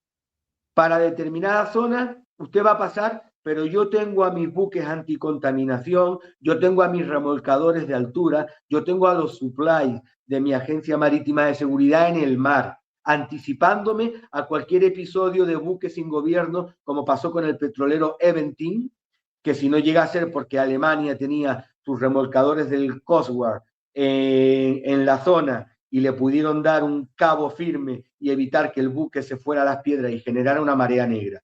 Es decir, yo creo que esa es la actitud que debe tener España frente al fenómeno flota fantasma. Bueno, eso lo hemos comentado muchas veces ya. Entonces, el Kattegat-Skagerrak, rango de estrecho internacional, países ribereños Dinamarca, Suecia y otro cuello de botella grande, ¿no? Gente ha visto que lo hemos hecho en sentido horario. Un barco que salga de un puerto chino y que vaya al puerto de Helsinki, en Finlandia, sale de China, pasa el estrecho de Malaca entre Malasia e Indonesia, bueno, el mundo sube, ¿vale? Se mete el Golfo de Adén, va para el Mander, Mar Rojo, Canal de Suez, todo el Mediterráneo, estrecho de Gibraltar, remonta la fachada atlántica de la península ibérica, se mete en el Canal de la Mancha, hace todo el tránsito Canal de la Mancha, Mar del Norte, recala al sistema de estrechos daneses, Kattegat-Skagerrak, y ya remonta todo el Mar Báltico y va a Finlandia. No hemos puesto ninguno en el hemisferio occidental, podríamos decir el Canal de Bering. Sí, ¿no? Sí, yo creo que sí. Lo que pasa es que es una zona de poca navegación todavía. Por ahora. Todavía. Sí. Aquí. Porque claro, aquí hay estas islas que interrumpen también, claro, es decir, Claro, el Canal de Bering ahí, ¿no? Podría ser. Y después están los canales artificiales, ¿no? Que eso es otra cosa distinta, pero tiene un valor geopolítico total. Total, Canal de Panamá, Canal de Suez. Yo creo, no sé si el Canal de Kiel, yo creo que el Canal de Kiel también. Sí, bueno, el Kiel es, claro, sí. Es un canal, no sé qué tránsito tiene actualmente, pero... El Canal de Corintio en Grecia, pero son pasos menores. Bueno, el Canal de Kiel tiene su tráfico, ¿eh? El Canal de Kiel tiene su tráfico. El Canal de Corintio no es... Bueno, el de Kiel, que no sepa la gente, es uno que une el Báltico con el Mar del Norte para evitar Dinamarca, básicamente. Exactamente. Que generalmente es para barcos pequeños. Estamos hablando de barcos de 100, 120, 130 metros de eslora. No es un canal que permite una navegación de buques con mucho calado. Ahí se ve, donde hay un poquito más arriba. ¿no? Ahí. No, más arriba. ¿No? Ahí. Sí, ahí Ahí sí. Vamos a ver si hay algún barco que se vea para que lo vea la gente. Mira, este es pequeñito, este es demasiado pequeño. Sí, tipo ribereños casi, ¿no? Más bien, sí. Sí, son son pequeños portacontenedores, pequeños quimiqueros, pequeños petroleros, ferries, barcos que no creo que tengan yo más de 200, que no lleguen a 200 metros de eslora. Por ahí pasaba mucho nuestro amigo el Sparta 4. Sparta 4 era un cliente habitual de Kiel, claro, por ahí se paga por pasar, igual que por el canal de Suez. Canal de Suez lo llamaban el Marlboro Channel, porque si querías que te metieran rápido, aparte de pagar evidentemente y estar en la lista de espera, pues bueno, unos cartones de Marlboro y alguna botellita de Johnny Walker, pues siempre era una ayuda. ¿Y el canal de Suez bajaría algo el tránsito con todo esto que está pasando en esta crisis actual? A ver, ahora ¿Estaría mismo, Gisto? Sí, mira, ahora mismo aquí en Canarias estamos viendo mucho portacontenedor oceánico que en circunstancias normales no vendría por aquí, es decir, en circunstancias normales iría por Bab al-Mandeb, Mar Rojo, Canal de Suez. ¿Qué pasa? Que los armadores tienen miedo a que los houthíes se vuelvan a reactivar. Entonces, de manera preventiva, han desviado el tráfico por el Cabo de Buena Esperanza. ¿Por qué? Primero, insisto, el miedo, de nuevo. La gente tenga clarísima que el miedo de los armadores es lo que define que los barcos se muevan o no. Y luego hay una cosa que se llama War Risk Insurance o prima de riesgo marítima. ¿Qué significa eso? Usted tiene un barco, un armador tiene un barco y tiene un seguro en su club. Los clubes, Protection and Indemnity Club, clubes de protección e indemnización, son grandes aseguradoras marítimas que funcionan como una mutua. Es decir, no hay ánimo de lucro. Ahí cada armador deposita un dinero para tener su casco, su máquina, pólizas que cubran daños a terceros, daños tripulantes, carga, de todo. Pero un seguro de guerra para navegar en una zona de peligro no lo cubre generalmente el club. Entonces, se tienen que ir a una tercera aseguradora. Y ahí es donde entra, por ejemplo, el gran mercado de Lloyds, donde se aceptan riesgos y se pueden firmar seguros por 3, 4, 5, 10 días, la zona que vas a estar, depende. Y eso es muy voluble, ¿no? Entonces, ¿qué pasa? Que los grandes armadores de los grandes portacontenedores, para evitar una cadena de reclamaciones si pierden el barco o si pierden la carga, deciden ir por el Cabo de Buena Esperanza por lo que pueda pasar. Con esto también se ahorran el tener que firmar un seguro de guerra, esa prima de peligrosidad, ese War Risk Insurance, que es el término, digamos, internacional.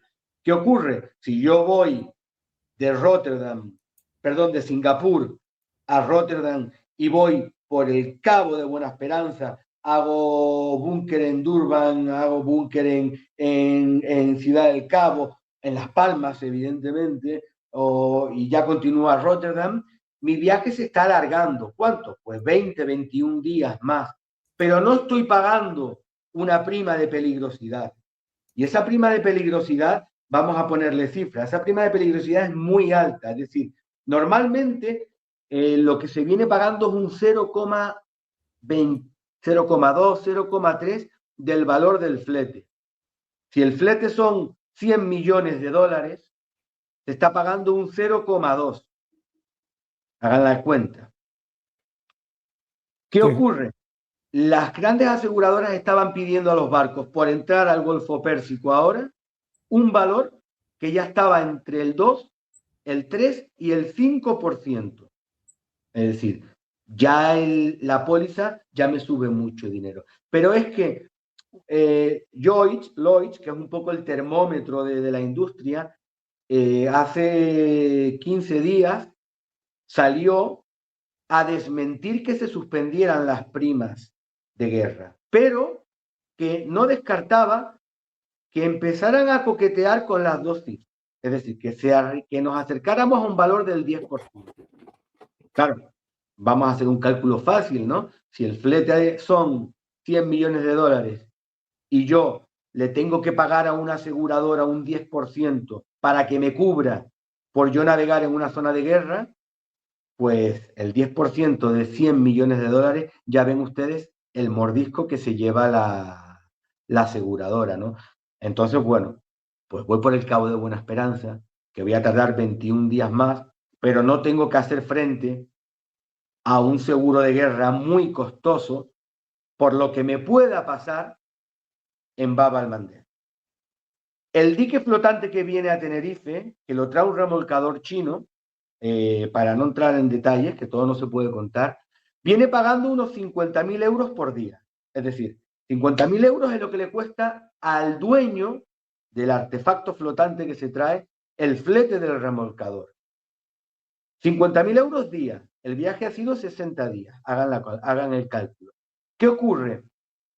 Que si hubiese ido por el Cabo de Buena Esperanza, no hubiese tenido que firmar un seguro de guerra. Pero por haber entrado por Bab al-Mandeb y con seguridad privada a bordo, muy posiblemente el dueño del dique flotante, el armador, han tenido que hacer frente a un pago mayor a la aseguradora que le cubre el viaje por navegar en una zona delicada.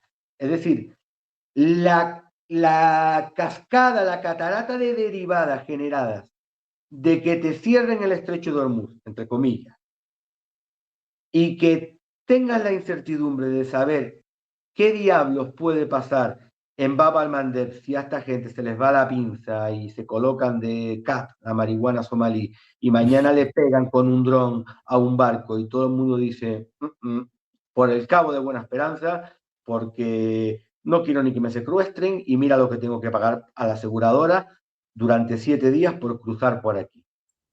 Nos hemos metido en un lío grande. Pues este lío grande da escenas como esta. Helicópteros de Tigre, helicópteros Apache patrullando la zona de los petroleros parados, ¿no? Esa foto es real. Yo la vi y ya es que no me fío de nada. Es sí, real. tiene pinta. Sí, yo sí. Si no es guapa. No, Está muy chula. Mira, ¿tú crees que veremos Ernest Will 2? A ver, yo es que creo que no sé por qué no se hizo. O sea, a ver, yo sé que lo primero, el miedo a que hubiese minas, es lo que cerró todo. Estados Unidos no tiene dragaminas y hizo esa primera entrada con 2 Airburg que tiene sistemas de detección de minas para no estallar ellos. Entonces vieron que no había muchas minas o que no hay y fue cuando dijeron que empieza a navegar la gente pero sin protección. Yo creo que lo que tiene que hacer Estados Unidos es hacer protección. Las minas, eso se contrata un par de arrastreros gallegos y en Malvinas las minas se recogían con arrastreros, ¿eh? Están haciendo con esto ahora, mira, ¿eh? Esta es la forma, que son estos pequeños drones detectores de minas. Lo explico todo en Twitter. A lo mejor hago un short para explicarlo, cuáles son los sistemas que hay de desminado con drones. Estos drones buscan la mina, la detectan y algunos de ellos son kamikazes y revientan contra la mina y otros lo único que hacen es marcarla para que después... Yo el campo de minas está en la cabeza de los armadores. Eso en este caso sí, hay muy pocas. Yo creo que no llegó a ver ni 5. A mí cuando me dicen, ¿hay un campo de minas? Yo no lo sé si hay un campo de minas. No lo sé.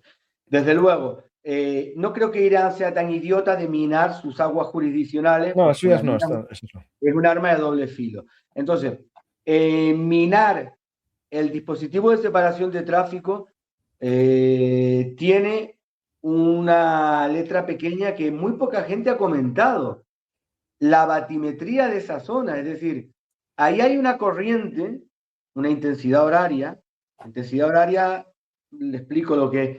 La intensidad horaria es, yo dejo un objeto flotando en el mar y en una hora a ver dónde está.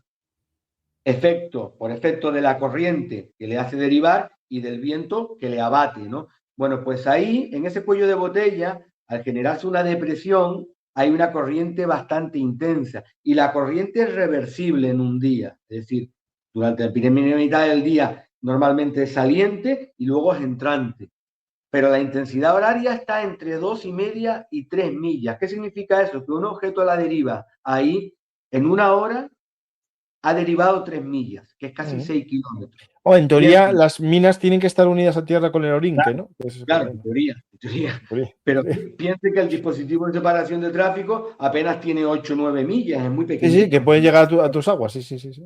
La que se Es rompa. muy- Entonces, yo no sé si es el mejor sitio o el peor sitio para fondear un campo de minas. Yo creo que la síntesis es que el campo de minas está metido en la cabeza de los armadores, ellos no van a arriesgar sus barcos y ahora yo digo que la situación, y lo digo para equivocarme, está todavía, si cabe, peor que hace una semana o dos. ¿Por qué? Porque los armadores han visto que cuando tú quieres pasar, no hay certidumbre de paso.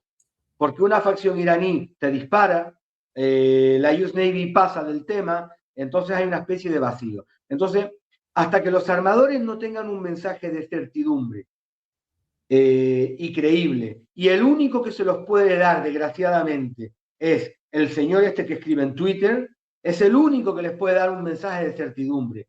Un mensaje de certidumbre que sería comunidad internacional de armadores. A partir de mañana, el tránsito en el estrecho de Hormuz se hace regulado por la US Navy. Los barcos se reportan a US Navy de entrada y de salida. Y yo garantizo que no hay minas. Esa es la única forma de que los seguros bajen y que los armadores digan, vamos a cruzar.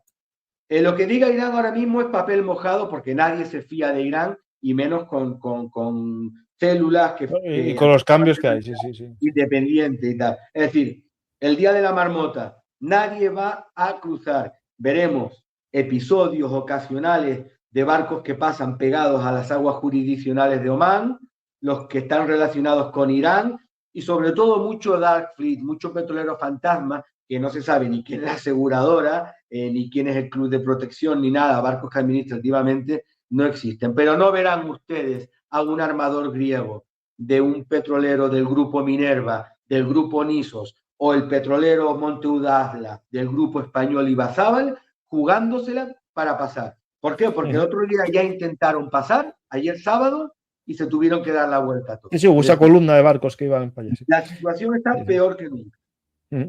Pues hay una cosa que bueno, yo lo pienso, que aunque te lo aseguren, el problema no es el dinero, el problema es el tiempo que vas a tardar en tener un barco, porque un barco no se construye en un día, no se fabrica en un día.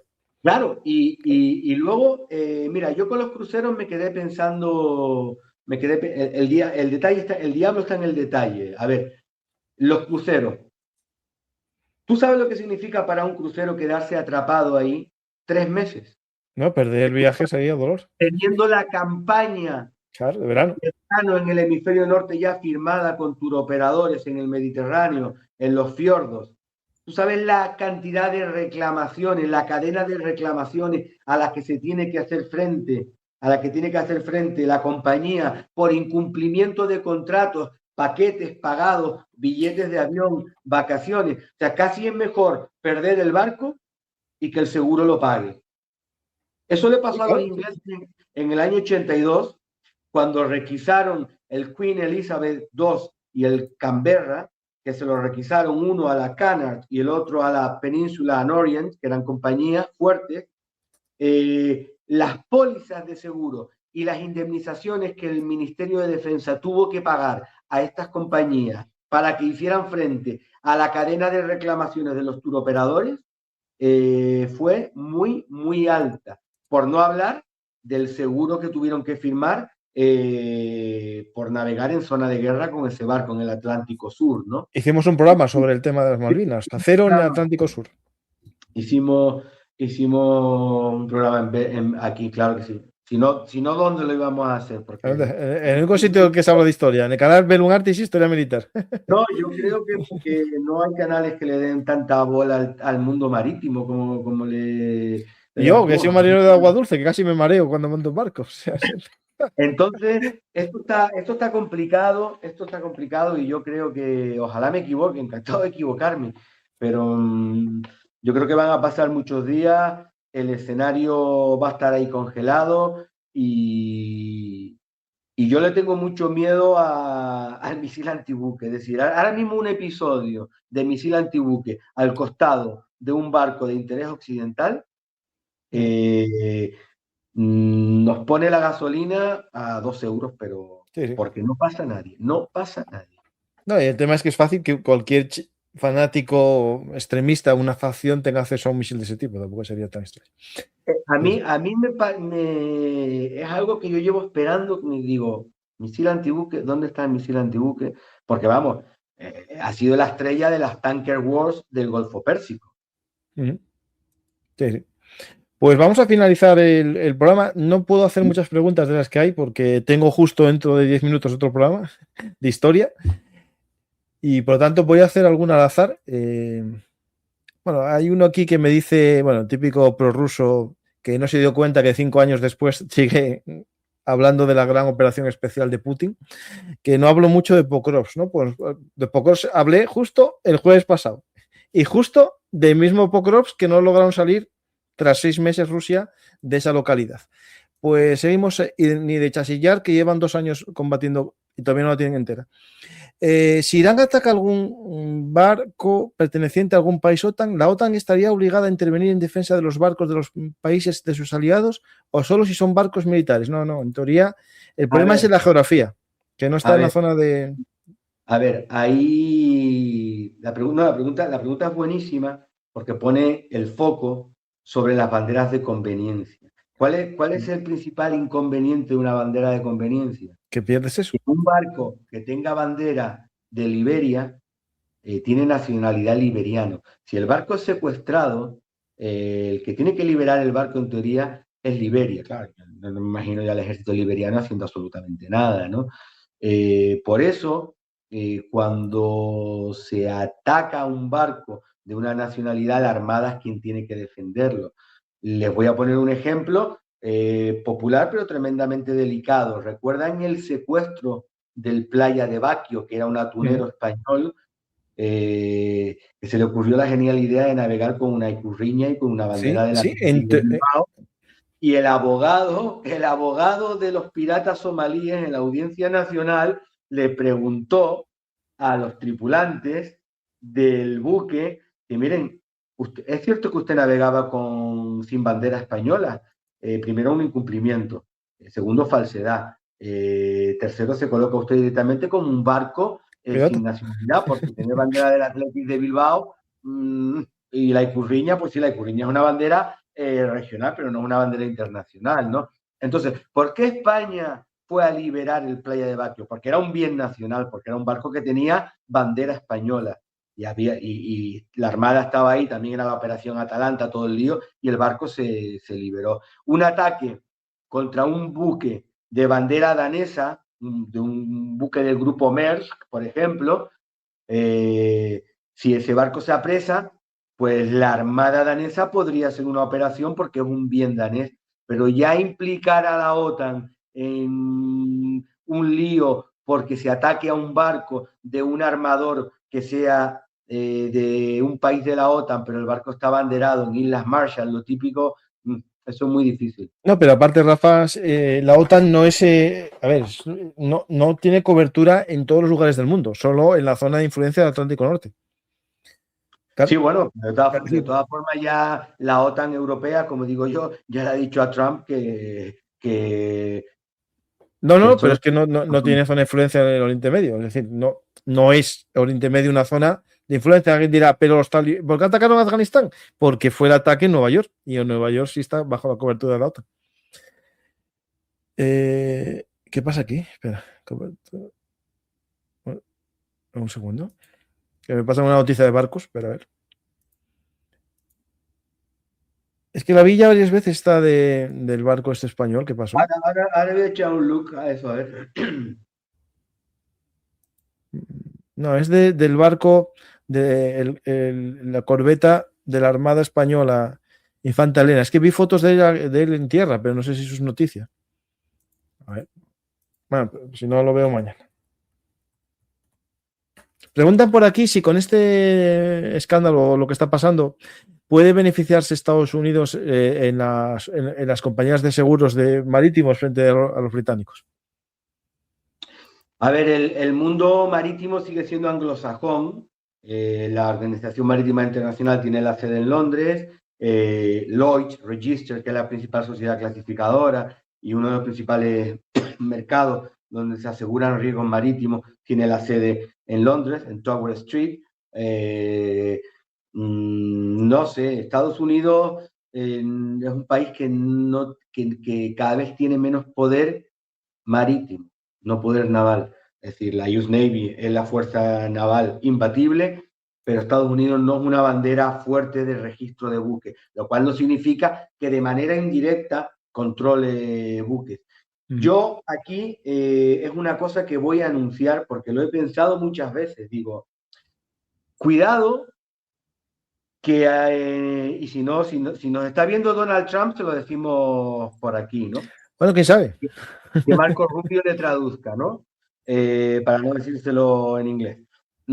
Cuidado que la bandera de Liberia, registro de conveniencia, registro importante de conveniencia, Liberia es un top 5 de registro de buques, pero Liberia ya sabemos que es un país que originariamente fue fundado por los movimientos filantrópicos, antiesclavistas de los Estados Unidos. De hecho, la bandera es un guiño a los Estados Unidos, es una sola estrella y tal. Bueno, cuidado que el próximo movimiento de Trump, ya que estamos en una especie de Far West jurídico donde todo vale, sea un poco apadrinar, asimilar esa flota mercante liberiana, que son muchos buques, y colocarlos debajo del paraguas de los Estados Unidos, un poco imitando lo que hace China. China se ha convertido en un armador global, lo que se llama un on-state fleet, un estado que tiene su propia flota, que sirve a sus propios intereses, aunque parezcan compañías privadas, pero no lo son, ¿no? Bueno, vamos a ver si Estados Unidos hace esto y es una forma pues, de repente controlar un tanto por ciento de la flota mercante mundial. Pero a día de hoy, Estados Unidos necesita embarcarse urgentemente en un proyecto de construcción naval y eso lleva muchos años. China, guste o no, es el astillero global. China es el líder en shipbuilding, ya ha adelantado a Corea y a Japón. China le lleva a Estados Unidos ya más de 15 años de ventaja en construcción naval civil. Estamos hablando de poder marítimo, no de poder naval. Sí, de hecho, tengo yo un programa sobre el tema ese de los astilleros chinos, civiles, que son de doble uso. Hay casi todos los astilleros están clasificados en 3 niveles según Estados Unidos, de los chinos, Y claro, muchos de los civiles que se hicieron muy grandes gracias a los barcos occidentales hechos en China, sirven para hacer barcos de guerra chinos también en caso de necesidad. O sea, claro, es que China construye sus propios buques, los construye en su astillero y luego tiene una cartera de terceros pedidos en el que le hace barco a terceros armadores que no son chinos, ¿no? Sí, sí. Pues Rafa, tenemos que dejarlo, que tengo justo ahora, tengo que cenar 5 minutos y empiezo un programa en el canal de Historia. Muchas gracias, Rafa, y si quieres decir algo a la gente como despedida. Nada, yo encantado a la gente, espero que hayan pasado un buen rato, que les haya quedado claro un poco cómo es la mecánica marítima de Hormuz y de los estrechos internacionales. Ahí tienen mi cuenta, Springbok, @Springbok1973. Si quieren escuchar, estoy grabando un pequeño podcast en Spotify que se llama Milla 13, tal y como suena, Milla 13. Y nada, nos vemos aquí en Belumartis, como siempre, en X, y alguna pregunta yo siempre suelo responderlas o en mi cuenta o aquí en el programa. Un saludo a todos y gracias. Pues muchas gracias a ti y gracias a todos los que estáis en el programa. Os recuerdo que esta semana del libro, que estamos ahí muy cerca del jueves 23, día del libro, justo voy a estar en Santander firmando, mejor dicho, perdonar, me invitó el Corte Inglés después de la presentación que les gustó allí en el Corte Inglés de Santander, me dijeron que se podía asistir a una firma múltiple, va a haber muchos autores allí firmando, va a estar mi amigo Yoyo Balbás y voy a estar yo en una mesa, espero que alguien pase por allí a saludar o al menos a saludar por lo menos, y si alguien quiere comprar algún libro, estaré allí en el Corte Inglés de Santander desde las 6 de la tarde a las 9 de la noche y al día siguiente me voy a Santiago de Compostela, parece que estoy de tour, y me voy a Santiago de Compostela, al Corte Inglés de Santiago de Compostela, justo ahí en la mitad de todas las provincias para que pueda acercarse toda la gente de Galicia. 24 de abril a las 7 de la tarde hablaremos del mundo convulso y estaré también para firmar los libros de las personas que quieran y saludaros y conoceros en persona a algunos de vosotros. Espero que asistáis los gallegos y los cántabros también y limítrofes a los dos actos. Muchas gracias a todos y nos vemos otro día más aquí en Bellum Artis, actualidad militar y geopolítica. Y recordar también que en el canal de Historia estamos organizando un viaje este verano a Normandía para conocer las playas del día D. En la página de Grupeando Tour está toda la información. Si queréis saber más, preguntáis al responsable de Grupeando y os explicará lo que queráis. Eso sí, si ponéis Bellum Artis 26, tenéis 100 euros de descuento sobre el precio. Y será un viaje, creo que inolvidable para los que vayáis, porque David Díaz Cabo va a ser el guía y yo el acompañante del guía. Muchas gracias a todos y hasta la próxima.